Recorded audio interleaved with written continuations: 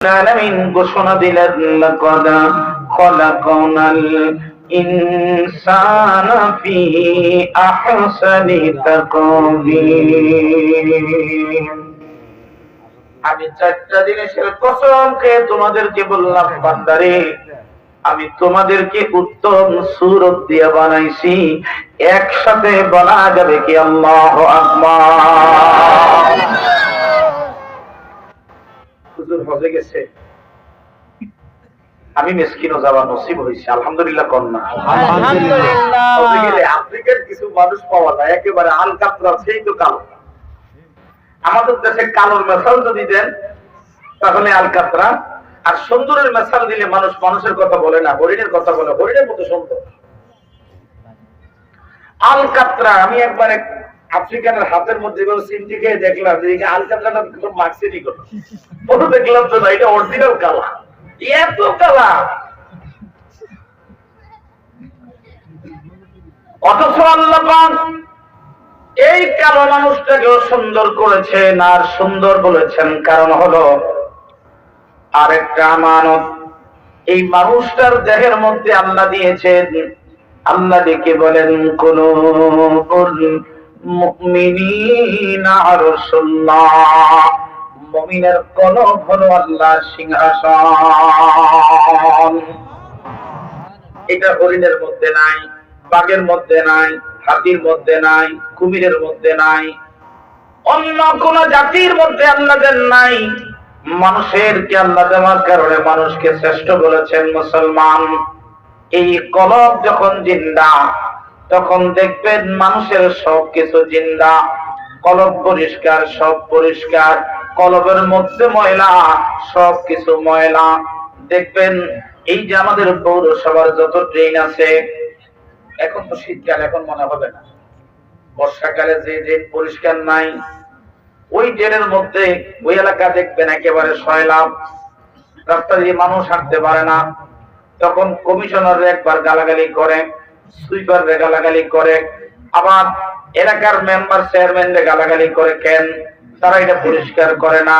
আর মানুষ যখন এই কলবের মধ্যে ময়লা হয়, ওই যেই মানুষের কলবে ময়লা হয়, ওই মানুষটার আপাদ মস্তক তখন ময়লা হয়ে যায়। তখন এলাকার পীর সাহেব তার কাছে ভালো লাগে না, মসজিদের ইমাম ভালো লাগে না, কোরআন শরীফ ভালো লাগে না, নবীর দুরূদ ভালো লাগে না, আল্লাহর জিকির ভালো লাগে না, নিজেও করে না। কেউ যখন জিকির করে কয় এটা শিরক আর বিদআত, জবান খুলে বলো ঠিক না বেঠে?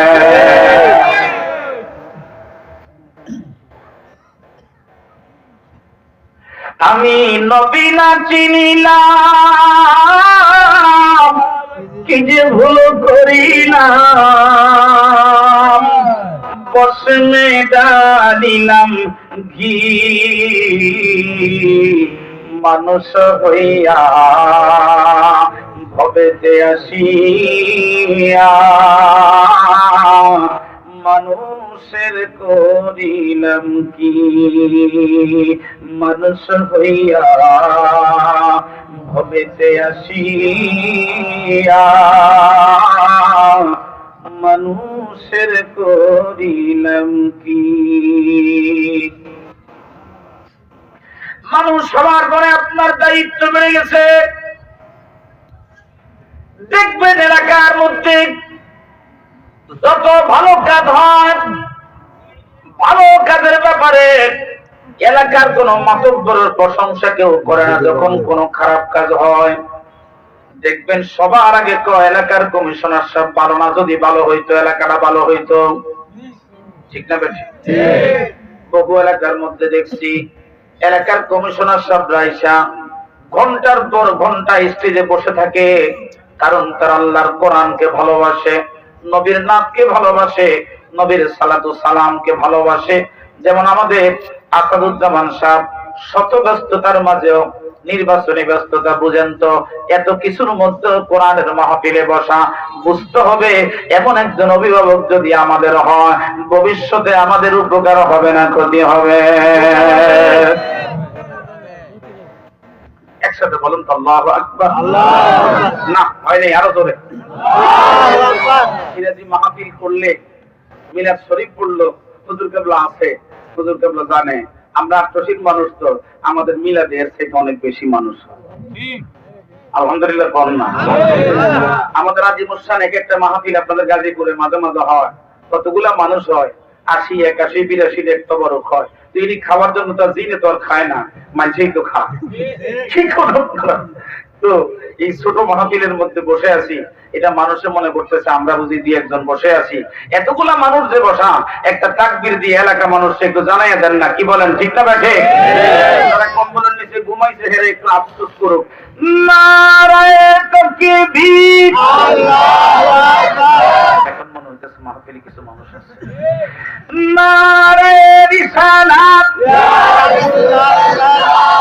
ওলি আল্লাহ যেখানে, আমরা আছি সেখানে। কোরআন সুন্নাহ যেখানে, আমরা আছি সেখানে। মিলাদ কিয়াম যেখানে, আমরা আছি সেখানে। নারায়ে তাকবীর, আল্লাহ কবুল করুন, বলেন আমিন। আমিন। তোর বাকি কথাটা সুন্দর করে বলে ফেলি। মুসলমানদের মধ্যে উত্তম মুসলমান কারা কোন? বেশি নামাজ পড়ে সে, বেশি রোজা রাখে, বেশি জিকির করে, বেশি দুরূদ পড়ে, সেও না। নবীজির দরবারে প্রশ্ন করা হলো, ইয়া রাসূলুল্লাহ, নবী গো, আইয়ুল মুসলিমিনা খায়র, ও নবী কোন মুসলমান উত্তম? নবীজি ডাক দিয়ে বলেন, ক্বালা তুতঈমুত তাআম, যে মানুষকে মেহমানদারি করে ওই ব্যক্তি উত্তম মুসলমান। সুবহানাল্লাহ। আমার দেশে মাহফিল আছে, তবরক নাই। কথা কয় না? ঠিক আছে না ভাই? আছে। সুন্নিরা মাহফিল আছে, তবরক আছে, সুন্নিরা। যারা আমাদের মাহফিলের তবরক যারা ওই পায়খানার সাথে মিলাইছে, আল্লাহ তাদের শেষ সজ্জাটা পায়খানার মধ্যে দিয়া দিছে, প্রমাণ করেছে ওই তবারুক হলো সুন্নাত, সুন্নাত, সুন্নাত। জবান খুলে বলো ঠিক না বেঠি? ভাইরা আমার, এই যে দেখেন, একজন নবীর নাম এখন বলল, ওই নবীর আদর্শ ছিল, নবীর প্রতিদিনের কাজ ছিল, তিনি মেহমান ছাড়া কোনদিন খাইতেন না। কি ছাড়া? মেহমান ছাড়া। আমাদের ঘরে মেহমান আসলে আমরা বিরক্ত হই না? আয়া যদি ২-৩ দিন খায়, ওদের গজিবা যায় না, ঠিক না? যায় না, গাইছে যাওয়ার কোনো নাম নাই। বেড়ে কষ্ট হচ্ছে। আমার নবী বলেন, উম্মত রে, যদি তোমার ঘরে দেখো মেহমান আসে, তাহলে মনে করবা তোমার ঘরে আল্লাহ রহমত পাঠাইছে। এই জন্য সুন্নিরা মেহমান দেখলে বেজার হয় না, মেহমান দেখলে সুন্নিরা খুশি হয়, খুশি হয়, খুশি হয়। আল্লাহর নবী হযরত ইদ্রিস আলাইহিস সালাম জীবনে কোনদিন তিনি মেহমান ছাড়া খান না। নবী ইদ্রিস আলাইহিস সালাম মেহমান ছাড়া জীবনে কোনদিন খাবার খাইতেন না। তিনার আরেকটা আদর্শ ছিল, তিনি সব সময় রোজা রাখতেন। কি রাখতেন? এই জন্য সুন্নি ভালো আলেম যারা দেখবেন, সুন্নি ভালো আলেমরা এরা বেশিরভাগ রোজা রাখে। আমার হুজুর কেবলা জানকে দেখেছি, হুজুর কেবলা জান যখন রোজা রাখতেন, সওমে বেসাল করতেন। 17 দিন 18 দিন পর্যন্ত তিনি রোজা রাখতেন, খাবার খাইতেন না।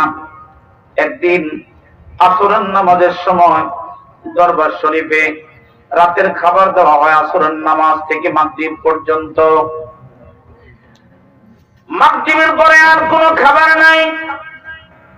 হুজুর কেবলা জান খাবার দিলেন আসরের নামাজের পরে। জাকির ভাইরা গেল, সেখানে খাবার নিয়ে ঝগড়া করে এক ভাই আর এক ভাইয়ের সাথে রাগ করে চলে আসছে, খাবার খায় নাই। হুজুর কেবলা যান মসজিদে সব সময় ডান কাতারে, প্রথম কাতারে একেবারে ডান পাশে তিনি বসতেন। প্রথম কাতারে ডান পাশে হুজুর কেবলা যান সারা জীবন নামাজ আদায় করেছেন। একসাথে জবান খুলে বলা যাবে কি মারহাবা।